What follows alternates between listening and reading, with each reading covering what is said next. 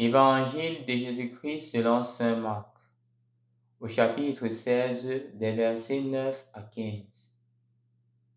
Ressuscité le matin, le premier jour de la semaine, Jésus apparut d'abord à Marie-Madeleine, de laquelle il avait expulsé 7 démons.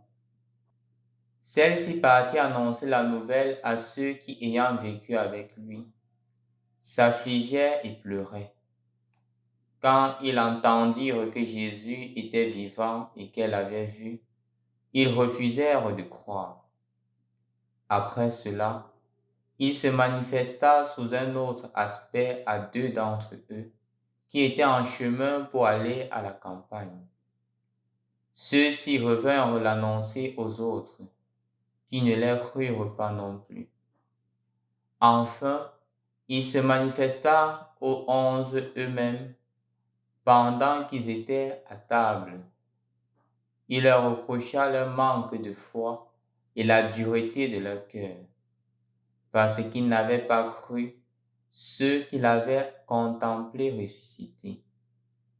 Puis il leur dit: Allez dans le monde entier, proclamez l'évangile à toute la création. Au nom du Père et du Fils et du Saint-Esprit. Amen. Loué soit Jésus-Christ et bonne fête de l'octave pascale.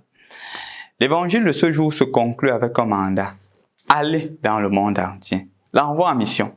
L'effet de la résurrection ne doit pas nous laisser au même moment. On ne peut pas être des personnes ressuscitées avec le Christ et on reste dans la même situation. Non. On doit aller, on doit bouger, on doit se déplacer. Et on ne va pas se déplacer pour dire que bon, je me suis déplacé. On doit se déplacer pour faire connaître aux autres la grâce que la résurrection a posée dans ma vie. Et aujourd'hui, mon frère, ma soeur, je t'invite à faire une chose très importante.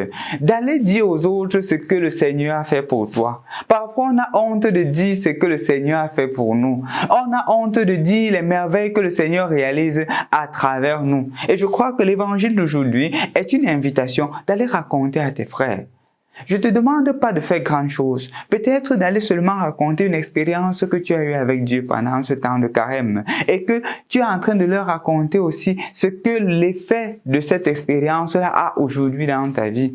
Va rencontrer un ami, rencontre une connaissance et partage avec cette personne-là la grâce que Dieu a posée dans ta vie, l'amour que Dieu a manifesté dans ta vie. Et tu verras que petit à petit, le Seigneur fera avec toi des prouesses.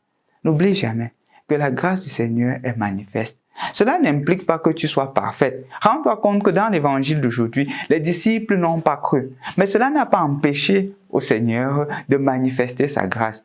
Cela n'a pas empêché au Seigneur de leur envoyer en mission.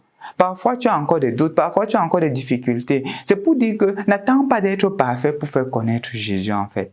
Parce que le danger, parfois, pour nous, chers frères et sœurs dans le Christ, nous disons que non, je suis trop pécheur, je ne peux pas faire ceci. Non, ce n'est pas pour moi. Non. Le Seigneur ne dit pas que ce n'est pas pour toi.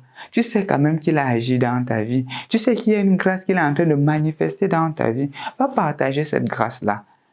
Ce n'est pas que tu dois être parfait, parce que si tu attends d'être parfait, tu ne le seras jamais. Parce que même ceux qui t'annoncent le Christ, ceux qui partagent l'amour du Christ, ne sont pas des personnes parfaites. Ce sont des personnes qui ont fait l'expérience de l'amour de Dieu et qui partagent. Je voudrais conclure avec l'histoire d'une dame qui arrive et rencontre un monsieur qui n'est pas chrétien et qui se met à dire que, ok, parce que justement la dame parlait de Jésus.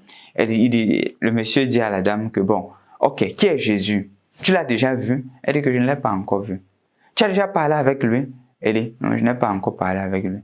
Il pose, tu sais lire? La femme dit, non, je ne sais pas lire. Et comment tu peux me parler de Jésus? Comment tu peux me parler de Jésus?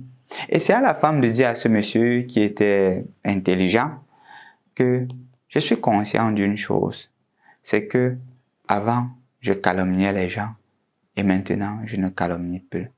Avant j'avais beaucoup de rancune dans mon cœur et maintenant j'ai pardonné. Avant je faisais beaucoup de mal et maintenant je me suis repenti.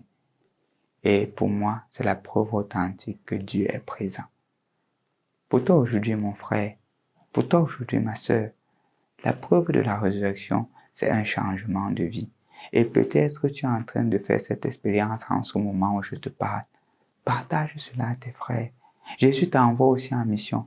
Va et partage la merveille que Dieu a accomplie dans ta vie.